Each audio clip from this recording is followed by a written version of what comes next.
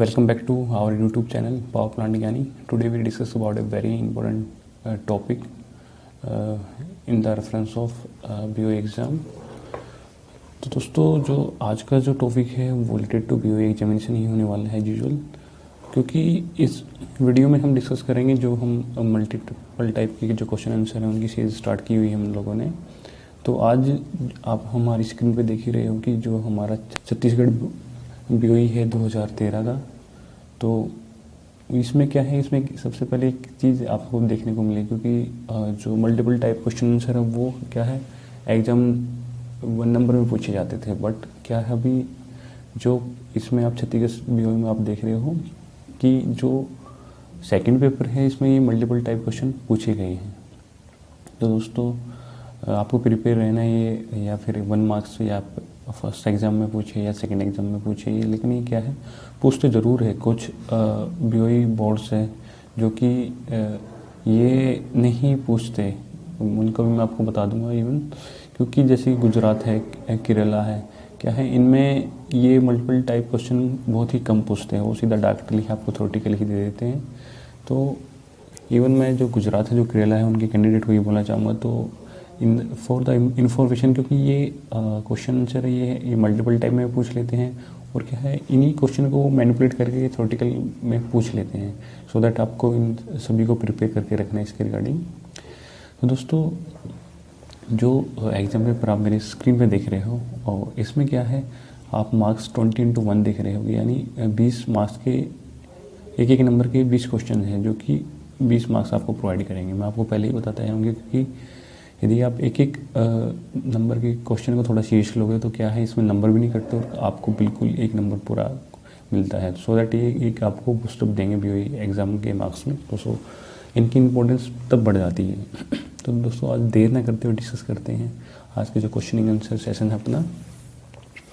जो हमारी स्क्रीन पर जो पहला क्वेश्चन आ रहा है वो है, in a FBC boiler combustion temperature is controlled at approximately, कि भाई जो हमारा FBC बॉयलर है वो कंबसन टेम्परेचर किसके अप्रोक्सीमेटली में कंट्रोल करते हैं हम लोग।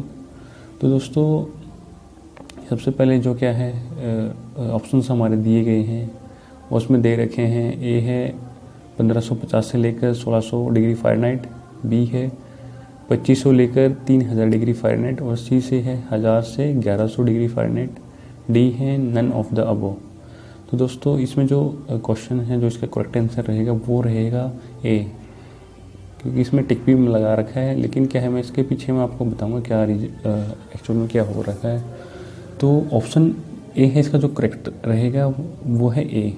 तो इसमें डिग्री फ़ारेनहाइट में आपको दे रखा है, क्या है इसमें हम डिग्री सेल्सियस में यदि कन्वर्ट करेंगे तो डिग्री सेल्सियस में कन्वर्ट करने के लिए आप लोगों को एक फार्मूला पता होगा, यदि नहीं पता हो तो मैं आपको बता देता हूँ।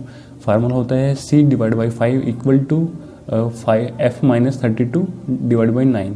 यहाँ पे C क्या रहेगा, मैं यहाँ पे स्क्रीन पे भी आपको मैं ये फार्मूला आपको गिवन कर दे दूँगा, तो आप उससे देख के भी निकाल सकते हो। तो दोस्तों C/5 इक्वल टू F-32/9। तो इसमें क्या रहेगा, C रहेगा डिग्री सेल्सियस जो हमें कैलकुलेट करना है, और जो क्या है F है जो आप स्क्रीन पे देख रहे हो जो फ़ारेनहाइट आपको देख रहा है, ये वैल्यू आपको पुट अप करके आपको डिग्री सेल्सियस की वैल्यू निकल जाएगी। आफ्टर सिंप्लीफिकेशन क्या है इसका क्या बनेगा, ये 1532 से लेकर 582 डिग्री सेल्सियस के अप्रोक्सीमेटली ये आएगा। तो आप इसको चेक कर सकते हैं, जो इसका करेक्ट आंसर रहेगा वो ए रहेगा। तो दोस्तों अभी सेकेंड क्वेश्चन है वो है secondary air in a pulverized fuel boiler is used to,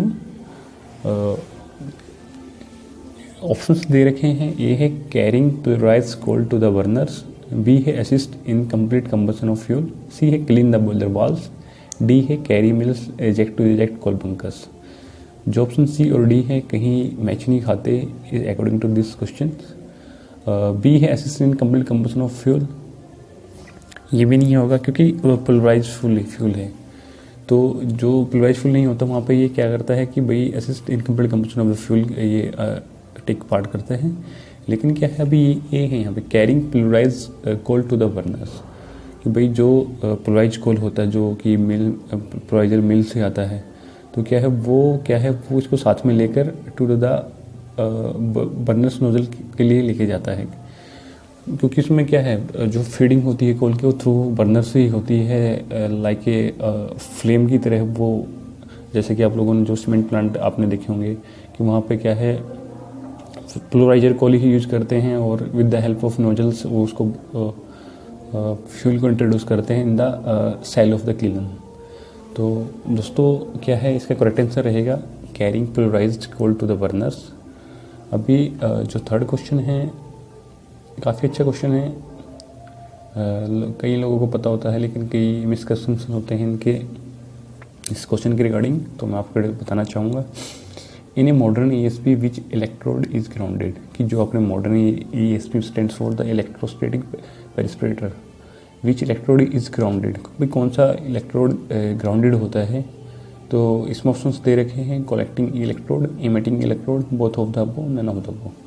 आप लोग सोच रहे होंगे सर कि इसमें टिक तो कर रखा आप लोगों ने, लेकिन आप बता क्यों रहे हो, क्योंकि मैं इसलिए बता रहा हूँ क्योंकि मैं इनको एक्सप्लेनेशन दे रहा हूँ इनकी हर एक क्वेश्चन के साथ साथ, और एक्सप्लेनेशन बहुत ज़्यादा ज़रूरी है क्योंकि आपको बार बार ये चीज़ें नहीं पढ़नी पड़ेंगी। क्योंकि यदि हम तुक्के से कोई आंसर याद तो कर लेते हैं, लेकिन क्या है उसके पीछे क्या रीज़न होते हैं, यदि हम उस रीजन्स का पता होता तो हमें क्या है लाइफ टाइम वो चीज़ें याद रहती हैं।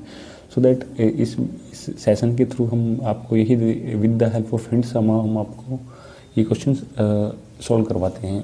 तो दोस्तों इसका जो करेक्ट आंसर रहेगा वो रहेगा कलेक्टिंग इलेक्ट्रोड। जो कलेक्टिंग इलेक्ट्रोड होती है वो क्या है, वो ग्राउंडेड होती है। वो क्यों होती है मैं आपको बता रहा हूँ। The collecting electrode are typically electrically grounded and connected to the positive polarity of the high voltage power supply. The discharge electrodes are suspended in the flue gases stream as the fluid gas pass through the electrical field, the particular take on a negative charge। कि भाई जब flue gases है जो dust lighted gases है वो उसके through से pass out होगी तो वहाँ पे क्या है एक इलेक्ट्रिकल फील्ड इस्टेब्लिश हुआ होता है। तो क्या होगा, the negative charge particle are attract toward the grounded electrodes. जो नेगेटिव चार्ज के जो पोलैरिटी लिए होते हैं वो क्या है, वो ग्राउंडेड इलेक्ट्रोड है उसकी तरफ अट्रैक्ट होते हैं। तो इस तरीके से क्या है जो separation of dust lighted gases inside the ESP होता है। अभी जो फोर्थ क्वेश्चन है वो है what is sorbent in FBC boiler. FBC stand for fluidized bed combustion. Sorbent है, आपको मैं बता दूं सॉर्बेंट होता क्या है। Sorbent a material that sorbs another substance, कि एक ऐसा तत्व जो दूसरे तत्व को एब्जॉर्ब कर लेता है। मीन्स दैट कि सॉल्वेंट में जो आपको ऑप्शंस दे रखे वो है ए सैंड, बी है एस, सी है लाइमस्टोन, डी है all of the above. Solvents में मतलब कि सोखने वाला, कि भाई FBC बॉयलर में इनमें से सोखने वाला क्या होगा, सैंड, एस या लाइमस्टोन या फिर ऑल ऑफ द अबव।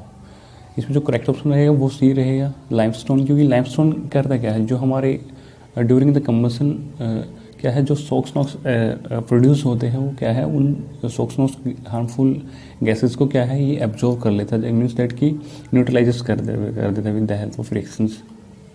तो क्या है इसमें जो सॉल्वेंट रहेगा वो रहेगा लाइमस्टोन। फिफ्थ क्वेश्चन पे मूव करते हैं। Which type of raw coal feeder gives accurate reading to the mill loading in ton per hours, कि इनमें से जो हम मिल लोडिंग करते हैं इन टन पर हावर, उनमें से रा कोल फीडर को एक्यूरेट रीडिंग कौन प्रोवाइड करता है इनमें से। नंबर 1 है वॉल्यूमेट्रिक फीडर, जी है ग्रामेट्रिक फीडर, सी है रोटरी फीडर, डी है ऑल ऑफ द अबव। दोस्तों इसमें जो करेक्ट आंसर रहेगा वो रहेगा वॉल्यूमेट्रिक फीडर। वॉल्यूमेट्रिक फीडर करता क्या है, a volumetric feeder is a dosing system that supply the production system with a certain volume of material in a set frame of time on the basis of displacement principle। क्योंकि भाई देखो ये एक particular set frame में हम जितना particular एक volume set कर देते हैं, द लॉजिक्स क्या है वो उतना ही मटेरियल डिस्चार्ज करता है। या फिर सपोज कई आपने देखा भी होगा कि कई पैकिंग कंपनियां होती है, जैसे टी कंपनी है या फिर अदर कोई मसाले वाली कंपनी है, तो उसमें क्या है ये लगे होते हैं, क्योंकि उसमें जितना पर्टिकुलर एक सेट वैल्यू हम डाल देते हैं, सपोज दैट कि 250 ग्राम है या फिर हाफ kg है, 1 kg है, उसके हिसाब से ही वो उतना ही क्वांटिटी डिस्पैच करेगा फॉर द पैकिंग मटेरियल। तो क्या है जो करेक्ट आंसर वो रहेगा वो वॉल्यूमेट्रिक फिल्टर रहेगा। नेक्स्ट क्वेश्चन है LRSB are used to remove ash deposit from. जो LRSB है वो कहाँ से एस को डिपॉजिट होने से रोकती है? ए है वाटर वॉल, बी है रीहीटर्स, सी है इकोनोमाइजर हॉपर्स, डी है ESP हॉपर्स। इसमें क्या है, इसमें जो ऑप्शंस है सी और डी कहीं पे भी मैच नहीं होते, ना ही बी रहते, तो इसका करेक्ट आंसर क्या रहेगा? ये रहेगा वाटर बॉल्स, ए ऑप्शन इसका करेक्ट रहेगा।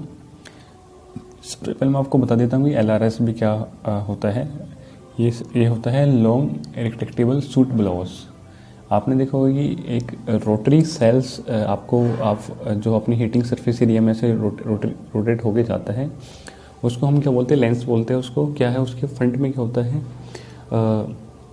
पॉपेट वॉल से हम स्टीम लेते हैं। स्टीम लेने के बाद क्या पॉपेट वॉल ओपन होता है जब हम LRSB को एक्टिवेट करते हैं, तो फर्दर इस लेंस के थ्रू, एक लेंस में इसके कुछ 2 इंच या फिर 3 इंच का कोई पाइप होता है ऐसा मटेरियल का। तो क्या है उसके पॉइंट में क्या होगा, 2 छेद होंगे, यहाँ पे 2 होल होंगे, top and bottom.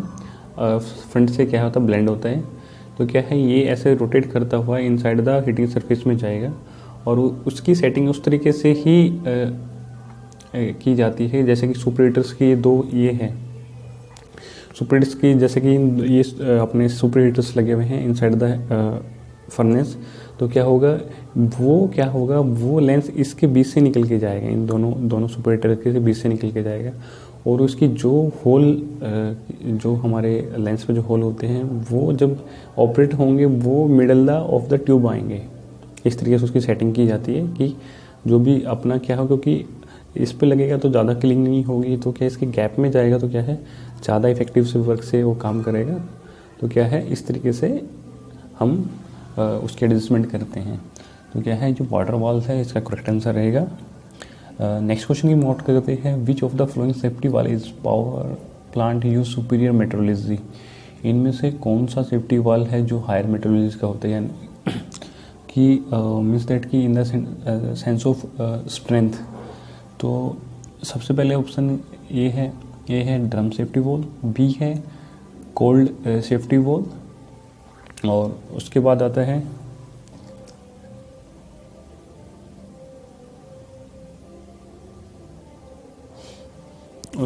Main steam safety wall, और डी है रेटर सेफ्टी वॉल। भाई देखो, जो हमारा हायर मेट्रोलॉजी का जो भी सेफ्टी वॉल होना चाहिए वो होना चाहिए मेन स्टीम सेफ्टी वॉल, क्योंकि एक पर्टिकुलर पॉइंट पे सभी ऑपरेट होती है। डिएटर है जैसे कि 4.5 kg पे ऑपरेट हो जाता है, ये डिपेंड करता है प्लांट टू प्लांट। जो अपने क्या बोलते हैं, जो ड्रम का सेफ्टी वॉल होता है वो भी एक पर्टिकुलर सेटिंग पे ही पॉपअप करता है। लेकिन in the sense of emergency हमें क्या हो करता है कि वो एक पर्टिकुलर प्रेशर को सपोज दैट कि वो जो ऑपरेटिंग प्रोसेसर है वो जो 75 to 85% के आसपास पॉपअप कर जाता है। तो क्या है, लेकिन क्या है मेन स्टीम स्टोव वाल क्या होता है कि जैसे कि इमरजेंसी आ जाती है, हमें उसको सडनली हमें क्लोज करना पड़ता है। तो क्या हो गया, जैसे हमें क्लोज करना पड़ता है तो क्या हो गया कि भाई जो हाई प्रेशर इम्पैक्ट होता है क्या है वो उस पर लगता है। तो सो दैट जो मेन स्टीम सेफ्टी वॉल है उसको क्या है हाई मेट्रोलॉजी का होना चाहिए, क्योंकि इमरजेंसी कंडीशन में हम उसको स्टॉप करना पड़ेगा, और वो क्या है लार्ज इम्पैक्ट ऑफ स्टीम क्या है वो झेलता है। सो दैट जो मेन स्टीम सेफ्टी वॉल है उसको हाई मेट्रोलॉजी का होना चाहिए। 8 क्वेश्चन पे मूव आउट करते हैं। 8 क्वेश्चन है कि fluidize velocity in CBSE boiler are in the range of. जो भाई फ्लूइडाइजेशन वेलोसिटी है वो circulating fluidize bed combustion boiler में किस रेंज तक होती है। ऑप्शन से A 13 to 20 to 50 feet per second, 3 to 10 feet per second, 40 to 80 feet per second, D है अबो 150 पर सेकेंड। जिसका करेक्ट आंसर रहेगा वो रहेगा सी 40 to 80 फीट पर सेकेंड, क्योंकि आपने देखा होगा जो फ्लूइडाइजेशन वेलोसिटी होती है बहुत सी बेसिक बोलों में काफ़ी हाइट तक होती है। जो हाइट होती है वो approximately 40 to 80 feet per second तक होती है। जो नाइन्थ क्वेश्चन से है वो है इन ए पोलराइज्ड फील्ड बोल रहे the ash collections in bottom है ash hopper is more than ESP, in ESP is more than bottom ash hopper, in ESP is same as that the bottom ash hopper, D है none of the above. कहने का मतलब है भाई S collection polarised में कहाँ किस प्रकार से होता है। जो ऑप्शन बी है इन ESP is more than bottom ash hopper, भाई ESP में ज़्यादा होता है जो बॉटम होपर से ज़्यादा। तो इसका रीजन क्या होता है, क्योंकि पोलराइजर कोल काफ़ी लाइट होता है। With the help of ID क्या है, वो क्या है, जो पोलराइजर कोल है वो सक आउट करके अपना जो एस उसका रहता है वो क्या है ESP में ज़्यादा कलेक्ट होता रहता है पर to bottom ash hopper. So इसका आंसर रहेगा बी करेक्ट। अभी डी क्वेश्चन नंबर 10 है balance draft boiler have only FD fan, only ID fan, both ID and FD fan, none of the above. कि भाई जो बैलेंस ड्राफ्ट के boiler होते हैं उनमें क्या क्या होता है, ओनली FD फैन होता है या फिर ओनली ID फैन होता है, both ID and FD fan होता है या फिर नन ऑफ द अबव। जो इसका आंसर रहेगा वो करेक्ट है, वो है C both ID and FD fan. क्योंकि जो हम बैलेंस ड्राफ्ट बनाते हैं वो with the help of ID और FD ही बनाते हैं इनसाइड ऑफ फ्रंट। तो दोस्तों आज के जो 10 क्वेश्चन हैं इस वीडियो को कंप्लीट हो चुके हैं। दोस्तों यदि आपको लगता है कि इन क्वेश्चन में से आपको कोई भी समझ में नहीं आता है कमेंट सेक्शन में हमें जरूर बताइएगा। यदि आपको कोई क्वेश्चन का आंसर गलत लगता है तो हमें फिर भी सजेस्ट कीजिएगा और बताइएगा, ताकि हम आगे आने वाले टाइम में आपको करेक्ट कर सकें और जो करेक्ट इन्फॉर्मेशन है वो आप तक डिलीवर कर सकें। तो दोस्तों यदि इस वीडियो में आप मुझे पहली बार देख रहे हो तो मैं आपसे रिक्वेस्ट करना चाहूँगा कि इस प्लेटफॉर्म पर मैं पावर पॉइंट ऑपरेशन और मेंटेनेंस से लेकर वीडियो बनाता रहता हूँ, जो कि काफ़ी हेल्पफुल होते हैं आप लोगों के लिए, आपके करियर के लिए। दोस्तों यदि आप लोगों ने अभी तक सब्सक्राइब नहीं किया प्लीज़ नीचे सब्सक्राइब बटन पर क्लिक करके और बेल नोटिफिकेशन को प्रेस करके जरूर जाइए, क्योंकि मैं नहीं चाहता कि आप जो मैं आपके लिए इन्फॉर्मेशन डिलीवर करता हूँ आप उससे वंचित रह जाए। तो दोस्तों आज के लिए इतना काफ़ी है। और दोस्तों जाने से पहले आपसे एक रिक्वेस्ट जरूर करना चाहूँगा, क्योंकि दोस्तों मैंने अपने एनालिटिक्स चेक किए थे इस यूट्यूब के, क्योंकि मैं बोलता हूँ सिर्फ ओनली 25% पीपल्स मेरे चैनल को सब्सक्राइब करते हैं, पता नहीं क्यों। लेकिन क्या जो 75% है वो नहीं करते। सिर्फ 25% लोगों ने मुझे मेरा चैनल सब्सक्राइब किया, लेकिन 75% लोग सिर्फ देख के जाते हैं। आई थिंक यदि दोस्तों कुछ इम्प्रूवमेंट की ज़रूरत है तो मुझे जरूर सजेस्ट कीजिए। मैं अपने आप को उन लेवल तक मैं अपने आप को इम्प्रूव करता आ रहा हूँ और आगे भी करता रहूँगा। तो दोस्तों यदि इन्फॉर्मेशन अच्छी लगी तो प्लीज़ दोस्तों सब्सक्राइब करके जरूर जाना, क्योंकि यार देखो 75% लड़के देख के जाते हैं, लेकिन क्या है सब्सक्राइब नहीं करता। प्लीज़ यार आप लोगों से क्या दुश्मनी है हमें मुझसे, तो प्लीज़ यार सब्सक्राइब करके जाया करो, क्योंकि मुझसे मोटिवेशन मिलता है जब आप लोग मुझे इतना प्यार देते हो। तो दोस्तों आज के लिए इतना ही काफ़ी, फिर मिलेंगे अच्छी टेक्निकल वीडियो के साथ। तब तक के लिए जय हिंद, जय भारत, स्वस्थ रहिए, सुरक्षित रहिए।